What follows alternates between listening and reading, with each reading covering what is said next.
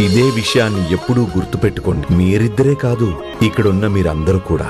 భార్యాభర్తల బంధంలో సమస్యలు వస్తూ ఉంటాయి. కానీ మీలో మీరు మాట్లాడుకోవడం మానేస్తే, ఒకరినొకరు అర్థం చేసుకోవడం మానేస్తే కనుక అప్పుడు చిన్న చిన్న విషయాలు కూడా బంధానికి చాలా పెద్ద గాయం చేయగలుగుతాయి.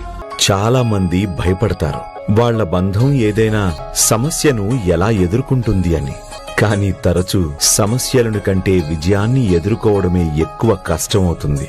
ఈర్ష్య, హీన భావన, అహంకారం దాంపత్యాన్ని ఏదైనా సరే ముక్కలు చేసే అవకాశం ఉంటుంది. ఎప్పుడైతే పురుషుడు స్త్రీ వివాహ బంధంలో బందీలవుతారో అప్పుడు తమ సర్వస్వం పంచుకుంటామని ప్రమాణం చేస్తారు. చివరికి సుఖదుఖాలైనా లేక సఫలమైన విఫలమైనా ఏదైనా సరే అది ఇద్దరిది.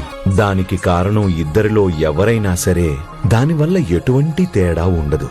ఏదైనా అది వాళ్ల దాంపత్య జీవితంలో ఒక భాగం. అంటే వారిద్దరికీ బాధ్యత ఉంటుంది, ఇద్దరికీ అధికారం కూడా ఉంటుంది.